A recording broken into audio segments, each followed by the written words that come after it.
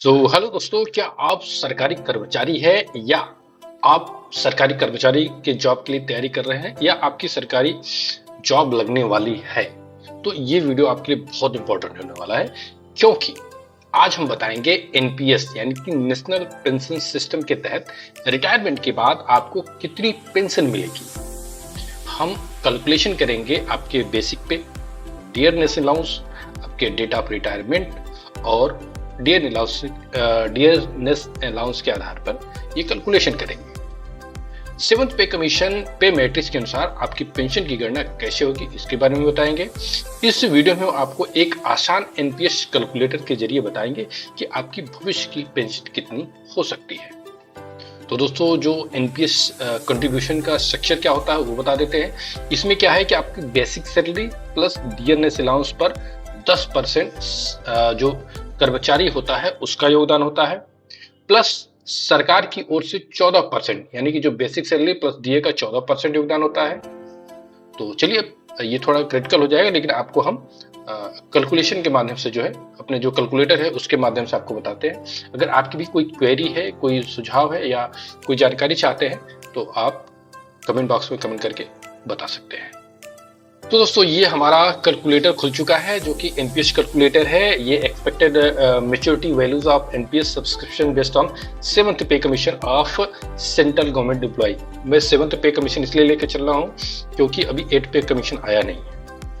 ये जो गणना है ये अप्रॉक्स है, मतलब बहुत डिफरेंस नहीं होगा एक्चुअल में और मेरी गणना में। तो आप इसके आधार पे अपना जो पेंशन और कितना आपको रिटायरमेंट पे मिलेगा उसकी गणना कर सकते हैं, या आप एनपीएस और यूपीएस में कौन सा बेटर है उसकी भी गणना आप इसके माध्यम से कर सकते हैं। तो सबसे पहले हम सेलेक्ट करते हैं, सेलेक्ट प्रेजेंट पे लेवल इन पे मैट्रिक्स। मान लीजिए आप नई जॉब कर रहे हैं और आपने जो है लेवल 4 में ग्रेड पे 2400 की जॉब स्टार्ट की है और आपकी स्टार्टिंग जो है बेसिक पे जो है 25,500 है। अब इसके बाद हम मान लेते हैं जो भाई अब हर साल तो डीए बढ़ना ही बढ़ना है, तो एक्सपेक्टेड जैसे साल में कभी 3%, कभी 4%, कभी 2%, फिर भी हम एवरेज मान के चलते हैं 6% के साल में आपका 6% डीए बढ़ना ही बढ़ना है। फिर उसके बाद सेलेक्ट प्रेजेंट डियरनेस अलाउंस। अभी जो मौजूदा समय डियरनेस अलाउंस हमारा चल रहा है 53% चल रहा है, ठीक।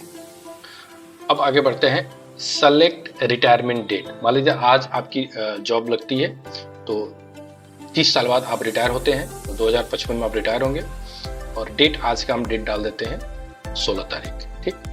इसके बाद expected annual return on investment. अभी मौजूदा समय में क्या है कि जो एनपीएस का एनुअल रिटर्न चल रहा है वो है चल रहा है 8.5 9 चल रहा है, फिर भी मैं 8 लेके चल रहा हूँ, ठीक है।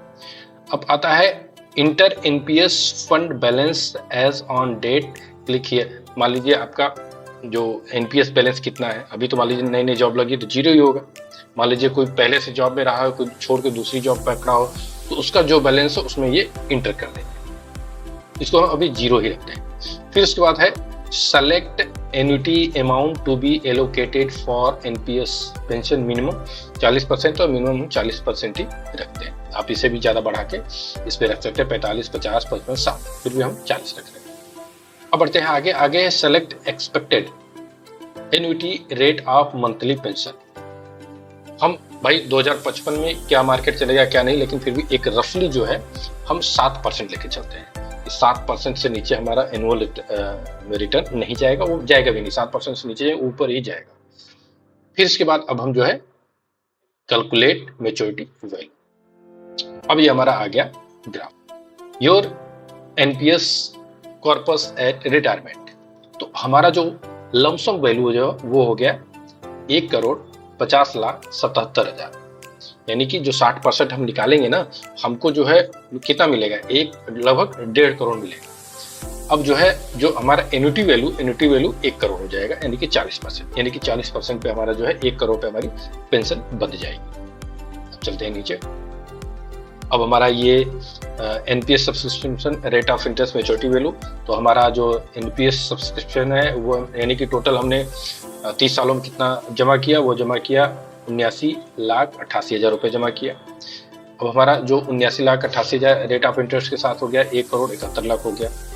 अब हमारी जो मेच्योरिटी वैल्यू हो गई यानी कि प्लस ये NPS subscription plus rate of interest लेके 2,51,00,000 यानी कि 2.5 करोड़ रुपए ये हमारा हो गया। अब हम चलते हैं हमारे लास्ट चैप्टर पे। तो हमारा जो नंबर ऑफ सर्विस हो गया 30 साल ये हो गया। अब टोटल एनपीएस कंट्रीब्यूशन एम्प्लॉय का और गवर्नमेंट का, इसमें कंफ्यूजन नहीं होना चाहिए आपको, क्योंकि इसमें हमने जो है जो कैलकुलेशन किया वो एम्प्लॉय और गवर्नमेंट का भी होता है। तो दोनों का मिला के 79 लाख, लगभग 80 लाख रुपए जो है जमा हुआ। अब इस 80 लाख पे हमको रिटर्न कितना मिला, 1,71,00,000 रुपए इंटरेस्ट मिला, और दोनों को मिला के कितना हो गया, 2.5 करोड़ रुपए हो गया। ठीक, अब इसके बाद expected lump sum amount from NPS on retirement. Retirement के समय आपको कितना मिलेगा, 60% ले लिया आपने यानी कि 1.5 करोड़ रुपए। अब इसके बाद हमारा लास्ट है ये है कि annuity amount allocated from NPS for monthly pension. Monthly pension के लिए जो हमारा एन्युटी अलॉट हुआ वो हुआ 1 करोड़। अब 1 करोड़ पे हमारा जो है हमारी पेंशन बनेगी, यानी कि हमने 7% डाला था तो 1 करोड़ का 7% हो जाएगा पर मंथ 58,633 रुपए, यानी कि आपको 2055 में जो है मंथली पेंशन 58,633 रुपए मिलेगा अगर आप इस क्राइटेरिया के अंतर्गत आते हैं, यानी कि आपका लेवल 4 का है, ग्रेड पे 2400 है और 25,500 आपकी सैलरी है। अब एक और एग्जांपल से समझ लेते हैं। वैसे तो मैंने जो पिछला वीडियो बनाया था बहुत सारे लोगों ने जो है कमेंट बॉक्स में करके बोला था कि सर मेरा बेसिक पे ये है, प्रेजेंट में हमारा ग्रेड पे ये है, जो हमारा एनपीएस अभी मौजूदा समय में जो कॉर्पस बैलेंस है ये है, रिटायरमेंट की तारीख ये है, इसके अनुसार क्या क्या होगा। तो हमने बनाया था, लेकिन फिर भी बहुत सारे लोग बोले थे नया वीडियो बनाने के लिए, तो हमने बनाया था। अब चलते हैं एक नया लेवल लेते हैं। नया लेवल में जैसे 4200, मान लीजिए आप सब इंस्पेक्टर भर्ती हो रहे हैं तो 4200 ग्रेड पे भी भर्ती होंगे, लेवल 6 हो गया।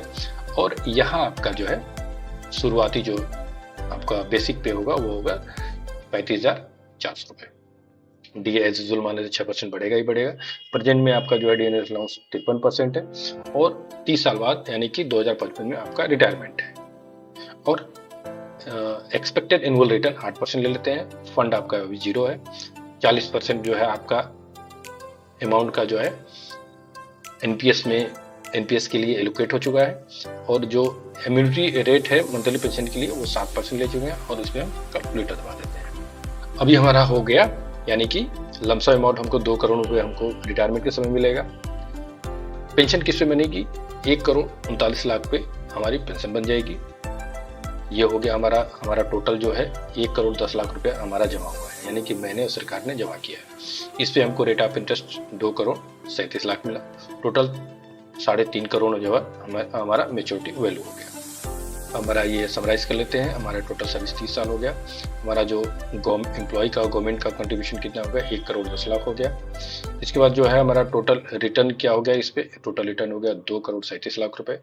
उसके बाद जो है दोनों की वैल्यू कितनी होगी, दोनों की वैल्यू होगी 3.5 करोड़। उसके बाद जो है हमारा जो रिटायरमेंट के समय कितना रुपये मिलेगा, वो मिलेगा 2 करोड़ मिलेगा। उसके बाद जो है पेंशन इस पर बांध देते हैं 40% हमारा 1 करोड़ पेंशन बनेगी। और जब हम 2055 में रिटायरमेंट होंगे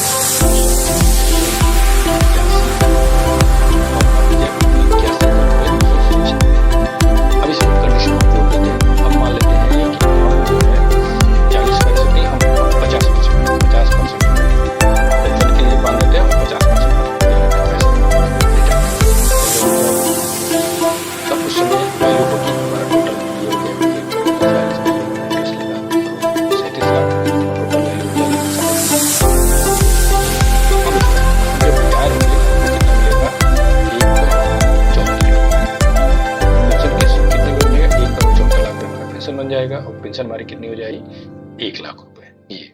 ये पूरा गुड़ा गणित है एनपीएस कैलकुलेटर का। आप लोगों को कोई क्वेरी हो, कोई सुझाव हो कि हमारा कोई कैलकुलेटर या कैलकुलेशन गलत है, या ये होना चाहिए, या ऐसे होना चाहिए, वैसे होना चाहिए, तो आप लोग कमेंट बॉक्स में कमेंट करके जरूर बताइए। या आप लोगों को जानना है कि आपका एनपीएस, रिटायरमेंट के समय एनपीएस के अकॉर्डिंग आपको कितना पैसा मिलेगा, आपकी पेंशन कितनी बनेगी, तो आप कमेंट बॉक्स में बस अपना ध्यान दीजिए। बेसिक पे, उसके साथ ही ग्रेड पे, उसके साथ आपका डेट ऑफ रिटायरमेंट, उसके बाद आपका एनपीएस वैल्यू कितनी है, अभी मौजूदा समय में आपका एनपीएस कंट्रीब्यूशन कितना है, आपके खाते में एनपीएस की अमाउंट कितना है। और आपको ये भी बता दें कि ये जो कैलकुलेशन है ये 7th पे के अकॉर्डिंग है। अभी जब आप 8 पे कमीशन आ जाएगा तो उसके ऑब्वियसली भाई उसके साथ भी आपका बढ़ जाएगा, तो उसी के अनुसार जो है हम उसका कैलकुलेशन स्टार्ट करेंगे। तो आप लोगों को वीडियो कैसा लगा कमेंट बॉक्स में कमेंट करके जरूर बताइए। मिलते हैं नेक्स्ट वीडियो के साथ, तब तक के लिए जय हिंद जय भारत।